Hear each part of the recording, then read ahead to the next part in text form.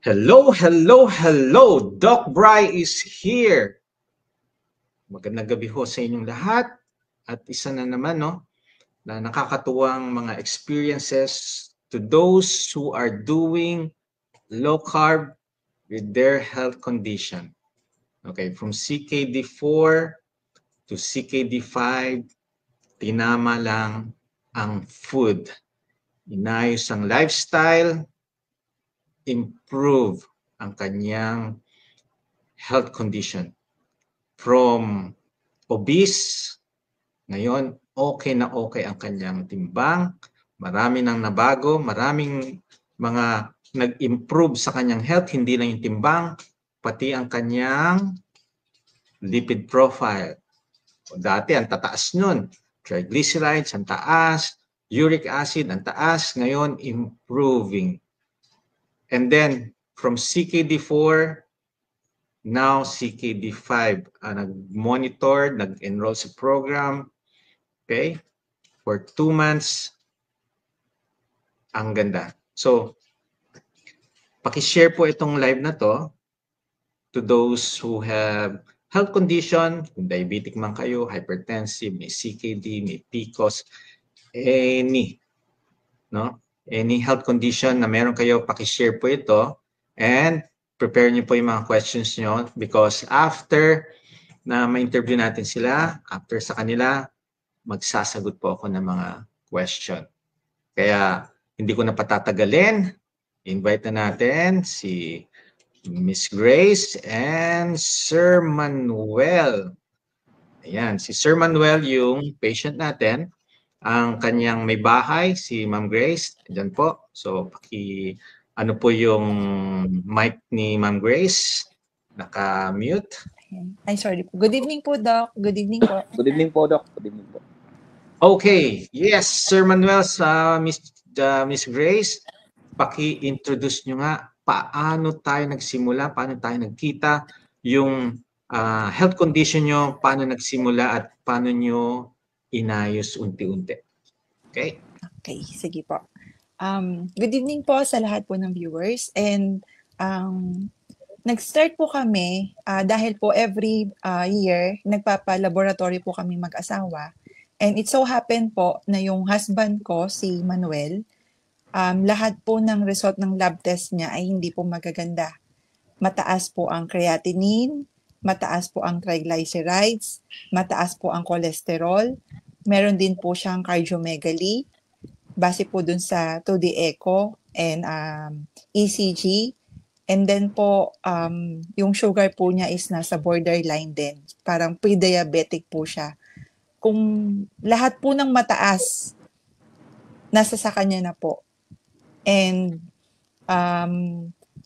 nag-consult po kami sa cardiologist, meron din po siyang pulmonologist, meron din po siyang ENT at nephrologist. Ang daming doktor Dami pong doktor and would you imagine po na yung medication po niya, more than 10 medication daily, 3 times a day. Sobrang laki po ng ginagastos namin sa mga gamot po na tinitake niya. Sakit sa bulsa. Sobra po. Sobrang Okay. bigat po niya. So, And ilang sa specialista to, no? 4 yata? 4? ang alin po, Doc? Ang doktor po niya? Opo, 4 po. Okay. So, isa-isa lahat may mga problem. So, nire-refer every problem sa mga specialist sa heart, sa endocrinologist, no? Sa pulmonologist. Okay. So, dun sa mga na experience nyo, ano ang naging ano ni Sir Manuel, no? Naging naramdaman niya regarding that? Saan, Doc? Dun sa ano, Doc? Nung yes, ang dami-daming mga doktor, ang daming mga gamot. So, ano po ang na-feel ninyo? Anong nasa isipan niyo na nun? Wala, Doc. Nag-i-issue na, Doc. Tapos, di man po nagbago yung ano, kahit marami pong gamot eh. So, nag-anxiety na kayo noon na bakit ganito, no? Parang hindi nag-i-improve. Kadalasan na nababanggit sa mga live ko, if your health is not improving, there's something wrong. So, kung hindi nag-i-improve, might as well hanapin natin ano ang problem. Okay? So, Yes po. ano nangyari, Miss Grace, nung ganyan na yung thinking ninyo na parang hindi nag-i-improve yung health ni Sir Manuel? Bali kasi po, Doc, yung last na punta po namin sa nephrologist nung March, kasi po, nagtatrabaho po ako sa abroad and every 3 months, 4 months, umuwi po ako ng Pilipinas. So, nung March po, nung nag-consult po kami sa Nepro, kasi po yung creatinine po niya is sobrang taas po, nasa 300 plus. And iba na rin po kasi yung itsura ng husband ko noon. Namamaga na po siya, yung para pong akala nyo po, chubby lang, cute, ang gandang tignan, cute, pero hindi po talaga healthy. And then, lagi po siyang merong hyperacidity sa gabi. Gabi-gabi po, on top of all the medications, nagagabiskon po siya. And hindi po mura ang Gaviscon, yung double action. Tapos po, Doc, nagkaka-anxiety na rin po siya noon. Tapos sleep apnea. Dami po talaga. And then, nung last na visit po namin, first visit po namin sa nephrologist to address yung sa creatinine, sinabi po ng nephrologist na gusto na po siyang palagyan ng fistula, parang in preparation sa dialysis. So, syempre po kami, parang na-shock po kami. And then, natakot din po at the same time, lalo na po yung husband ko, dahil, syempre po, we're only in our early 40s, and then magda-dialysis po, parang, ang hirap po nun, di ba? And, syempre po, gusto pa po niya mabuhay, and ayaw niya pong mapadialysis. So, nung time po na yon, nag-pray po talaga kami, and it so happened po na nung nagbabrowse po ako ng Facebook ko, nakita ko po yung sa inyo. Kasi follower niyo po ako talaga ever since. Tinry ko po kasing low carb before, pero nadapa. Kaya po nung nakita ko po uli yung kayo sa Facebook, sumubok lang po ako noon. Nag-pray po ako bago ako mag-message sa page nyo na pabalik na po kasi ako ng Singapore ng March 28. So, yes. March 26 po, nag-message po ako sa inyo, or March 25 po yata yon, Tuesday, na nakiusap po ako kung pwede nyo po kami mabigyan ng slot para po makapag-consult. And thank God po na binigyan niya kami ng sagot na binigyan niyo po agad kami ng schedule ng March 27. Kaya po, nagpunta po kami sa clinic nyo po sa Bukawi, sa Lolomboy, para po face-to-face ang consultation. And dala po namin yung lahat ng results. And doon nga po, malaking pasasalamat po talaga namin sa Panginoon na nabigyan po kami ng pagkakataon na makapagpa-consult po sa inyo.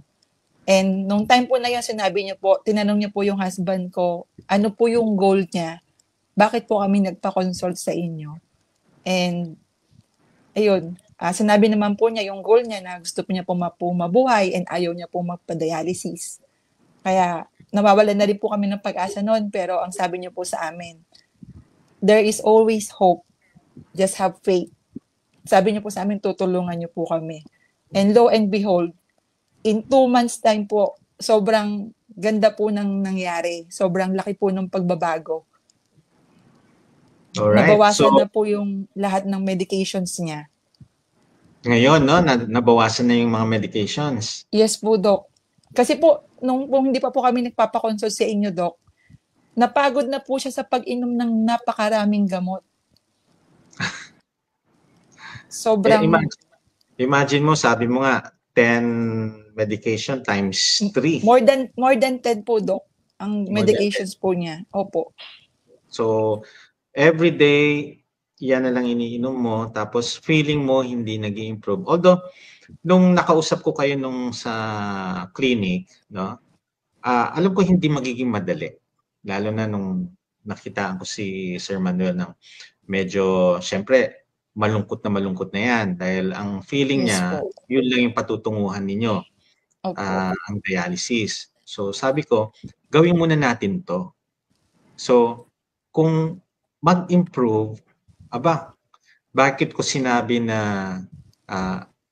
nag-i-improve? Kasi previously, marami ng mga patient ako, no, na mas worse pa nga yung numbers compared kay Sir Manuel. Nasa 700, 800, 1,000 na nag-i-improve, no? What more kung sa 327 to? Tapos, di ba, after 2 weeks, nung pinaulit niyo yung creatinine, tumaas pa. Opo. So, Nag-366 po siya, Doc. syempre, ang feeling mo, ano ba yun? Bakit ganun?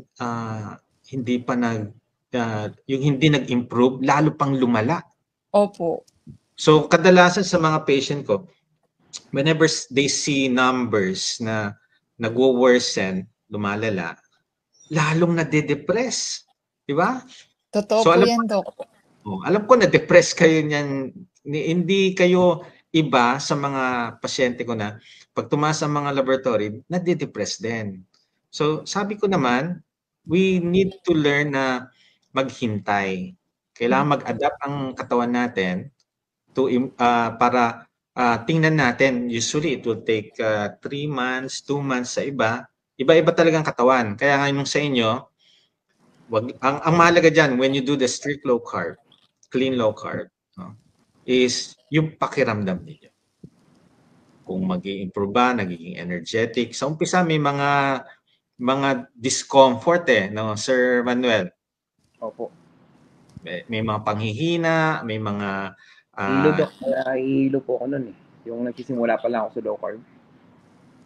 So, yan yung mga madalas na complaint ng mga nag-i-start. Kaya yung iba hindi nagpapatuloy, ayaw nilang makaramdam ng hilo, ayaw nilang makaramdam ng sakit ng pangangatawan, yung panghihina, pangangalay.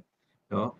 But kung pipilitin natin malampasan tong mga discomfort na to, there's a rainbow at the end. Ayan na. After 2 weeks noon, so March, nung April, inulit, ano nang nangyari sa creatinine ni Sir Manuel? Bali, ano po, Doc? Di ba po, from 327, nag-366, yun po yung talagang sobrang, parang nawawalan na naman siya ng pag-asa. Kasi po, pataas yung number eh. And then po, after 2 weeks po, pinalaboratory po siya ulit, bumaba po siya ng 310. After po ng 310, another 2 weeks, bumaba po siya ng 304. Okay. After po nun, after a month, bigla po from 304, bumaba po siya ng 244. Oo. Excuse me po.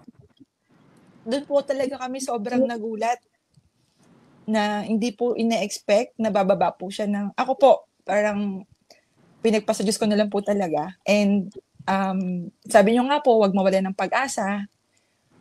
Yung faith po, nandyan palagi.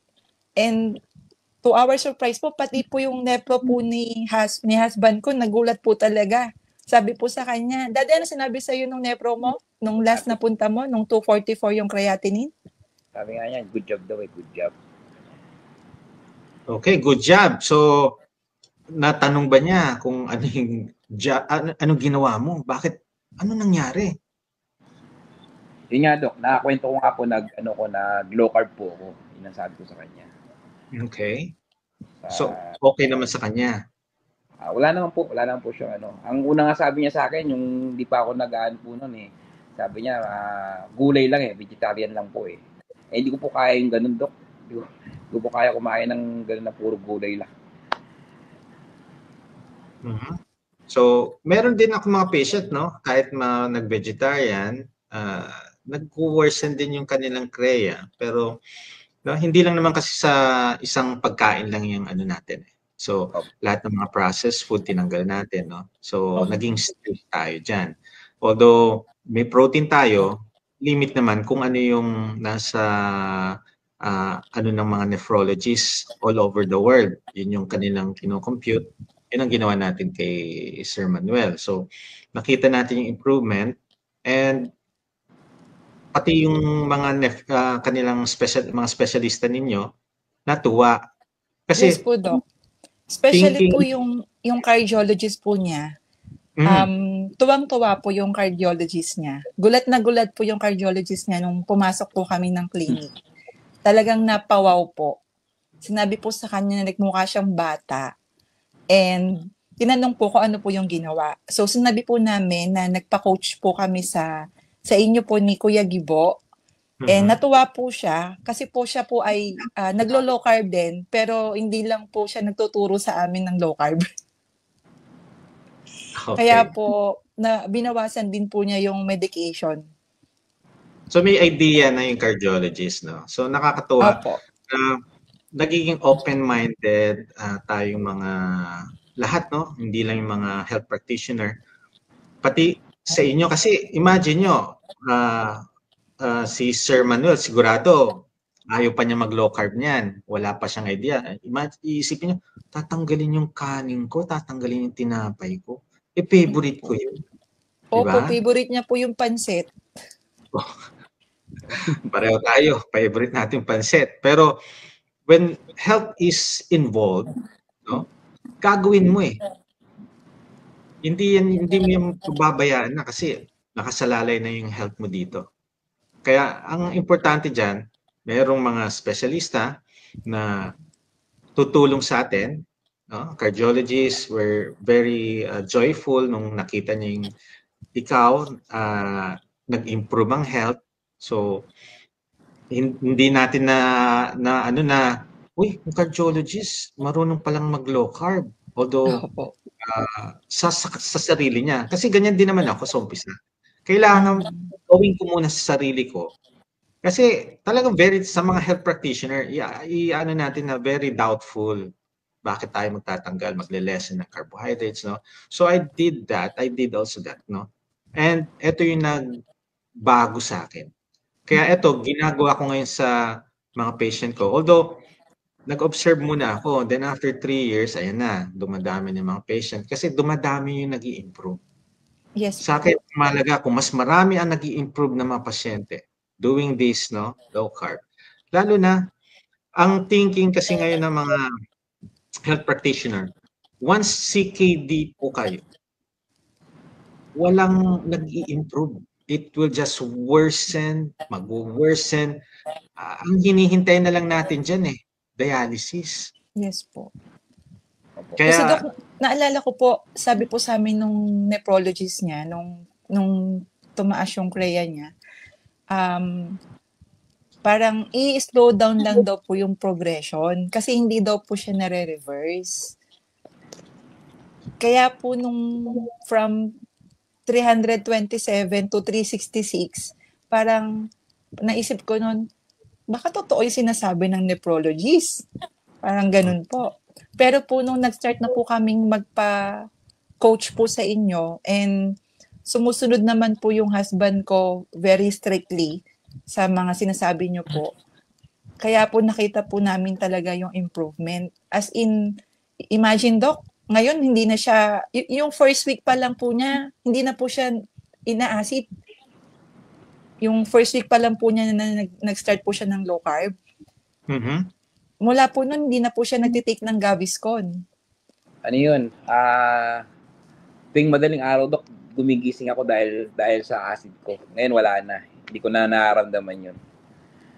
Okay, congratulations. Imagine, napakasakit, parang aatakihin ka sa puso, tapos Gaviscon. Hindi po ako nun. Kailangan, bago ako matulog, kailangan meron akong Gaviscon sa tabi ko. Opo. Pagka halimbawa wala pa ako naubusan ng Gaviscon, aalis muna ako ng gabi na yun. Bibili muna ako sa Mercury Drug para makabili ng Gaviscon. Kasi nga, in case na sumumpong, may tinitik ako kasi talagang sobrang hirap huminga pag nagsinusumpong siya madaling araw. May anxiety pa si Sir Manuel yata So, Opo, pag maka-experience ka ng pain, ay, to the roof siguro ang anxiety mo. Opo. Talagang ginigising ko po yung mga tao dito sa bahay namin. Para ko aatakihin po. Pero ngayon po talagang hindi ko na po siya nararamdaman. Okay. So, tsaka Doc, yung pagtulog din po niya, yung paghilik po niya, hindi po kayo makakatulog pagkatabi niyo siyang matulog. Ngayon po, Doc, grabe. Sobrang tahimik niya pong matulog. nawala po yung paghihilik. Wow, congratulations. Yan yung pinaka the best.